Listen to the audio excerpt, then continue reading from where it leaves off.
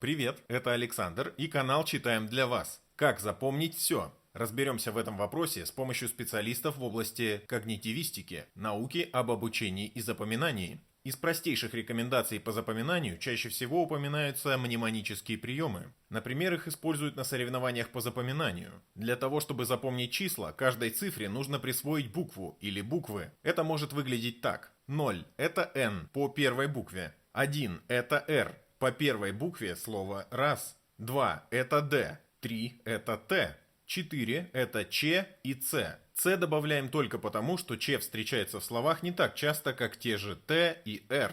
5– это «п». 6– это «ша» и «ща». Добавляем «ща», опять же, из-за низкой частоты упоминания «ша» в словах. 7– это «с». 8– это «в». 9. У нас уже есть и «д», и «в», и «т», поэтому присвоим девятке часто упоминаемую букву «л». Памяти для этого понадобится больше, но запомнить одно исключение из 10 вполне реально. На соревнованиях по запоминанию некоторые участники запоминают больше сотни цифр подряд, запоминая их по 3. Для этого из букв, присвоенных цифрам, составляют слова, а из них предложения. Например, 298-753-810-783 это ДЛВ, СПТ, ВРН, СВТ. Деловой спринтер дал верный совет. Мнемонические приемы больше полезны с запоминанием точечной информации. Например, при изучении дат, когда их нужно запомнить много. Ведь проще уложить информацию, что на Бородинском сражении солдаты шли в бой ровными рядами. В этом видео мы обратим внимание не на мнемонические приемы, а на полноценное запоминание новой информации. Итак, что можно сделать, чтобы лучше запомнить информацию?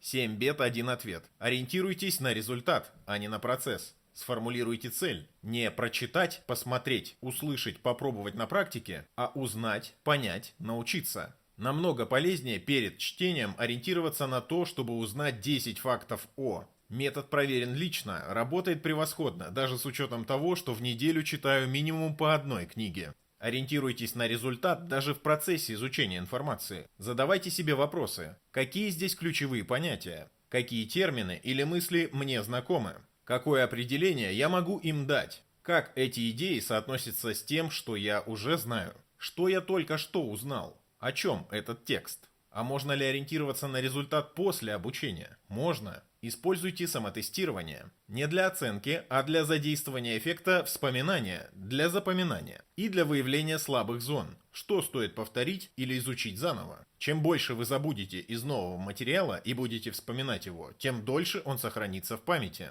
Обучайтесь, ищите, обучаете, выдавайте обратную связь. Лучше это делать с небольшим промежутком времени, чтобы, вспоминая с усилием, запомнить еще больше. Если вы хотите запомнить больше, можете выдать обратную связь самому себе. Это можно сделать с помощью вопросов. Что я сделал? Какие результаты получил? Что можно сделать лучше? О каком еще знании или опыте это мне напоминает? Чему следует научиться для повышения своего уровня? Что можно сделать лучше в следующий раз? Какие еще приемы можно использовать для лучшего усвоения информации или навыков? Используйте метод генерации. Попробуйте ответить на вопросы относительно изучаемой информации до ее изучения. Экспериментируйте. В русскоговорящих странах этот способ лучшего усвоения информации часто в шутку называют методом научного тыка. Этот метод может оказать существенную помощь нашей памяти. Ориентация на результат, обратная связь, генерация. Что еще может быть полезно для запоминания всего? Переключайтесь с одной темы на другую, когда почувствовали, что достигнут предел запоминания. Если нет второй темы, просто сделайте паузу. Такую, чтобы кое-что успело забыться, но не такую, чтобы пришлось заново знакомиться со всей информацией. Попробуйте изучить материал в измененной вами последовательности.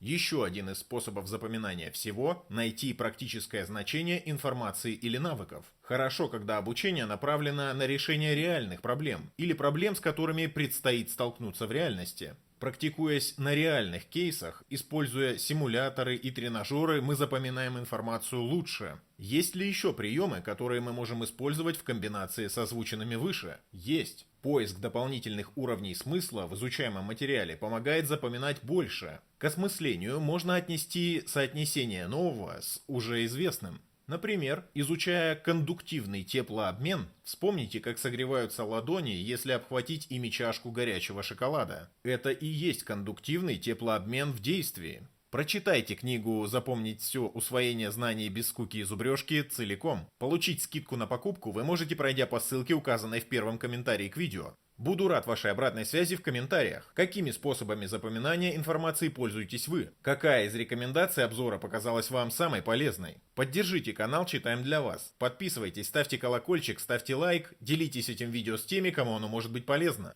Подписывайтесь на наши группы в социальных сетях и Telegram, ссылки на которые вы найдете в первом комментарии к видео. И до новых обзоров!